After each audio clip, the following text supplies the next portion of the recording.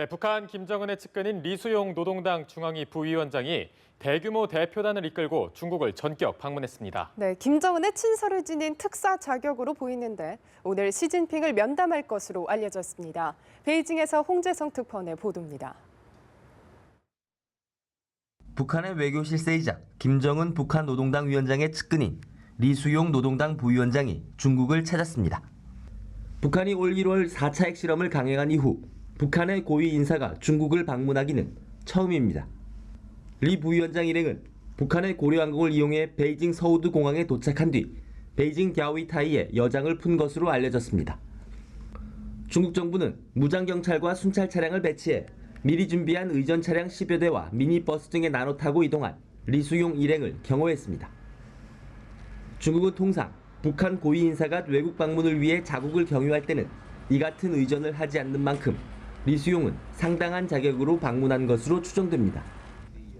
중국 관영 신화통신은 리수용이 사흘 일정으로 중국을 방문한다고 확인하면서 노동당 7차 당대회에서 정치국 위원에 임명됐고 당 국제 담당 비서직도 맡고 있다고 전했습니다.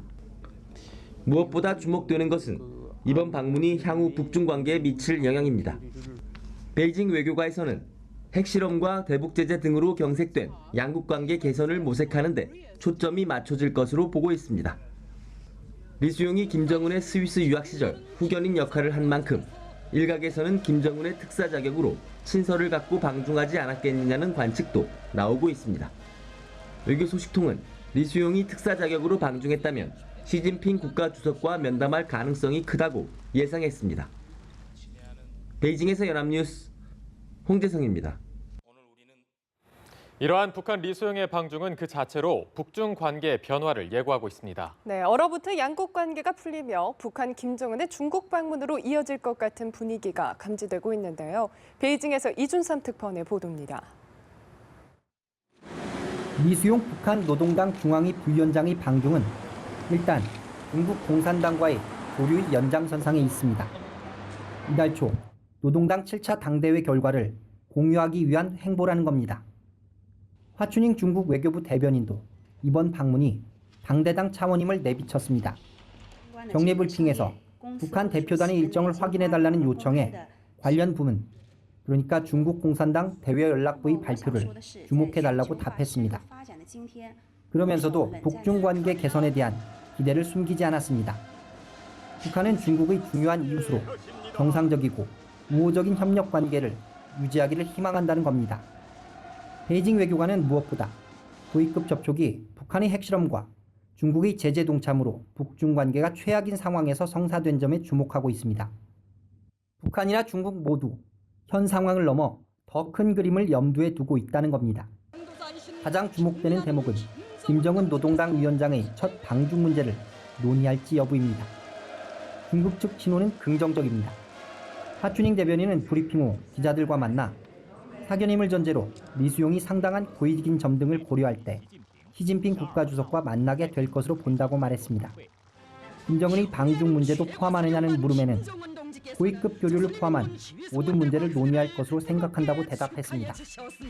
리수용의 귀국 보따리에 뭐가 들어있을지 그 결과는 평양행 비행기를 탈 목요일 좀 더 분명하게 드러날 것 같습니다. 베이징에서 연합뉴스 이준삼입니다. 미국 백악관은 실패로 끝난 북한의 중거리 미사일 발사 시험을 규탄하며 이 도발적 행위를 중단하라고 촉구했습니다.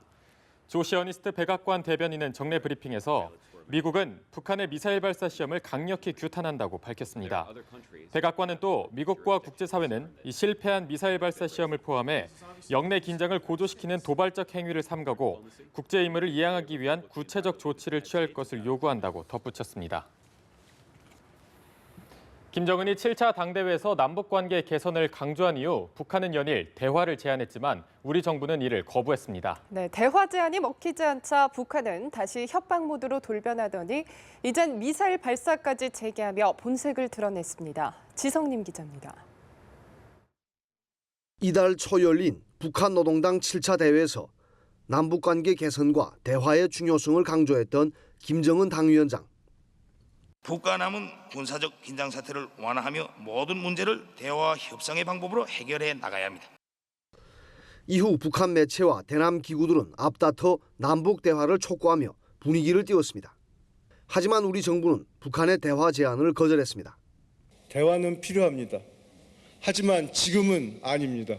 진정성 없는 북한의 대화 제의에 무작정 응할 수는 없습니다. 당대회가 끝나고 보름 정도 대화 공세에 나섰던 북한은 우리 군이 서해 북방 한계선을 침범한 북한 단속정을 경고 사격한 데 대해 발끈하면서 다시 협박 모드로 돌변했습니다. 남조선 당국은 정의로운 대화 노력에 무모한 군사적 대결로 대답한 이러한 도발 행위로 하여 언제 어디서 어떤 방식으로든 우리의 무자비한 보복의 불벼락을 맞게 된다는 것을 명심하여야 한다. 이 때문에 북한의 이번 미사일 발사도 대화 제안이 거절당한 데 대한 분노의 표시가 아니냐는 관측이 나옵니다. 하지만 무수단 미사일 발사는 북한의 미사일 개발 계획에 따라 이뤄진 것으로 남북 관계와는 별개로 봐야 한다는 주장도 있습니다. 연합뉴스TV 지성림입니다.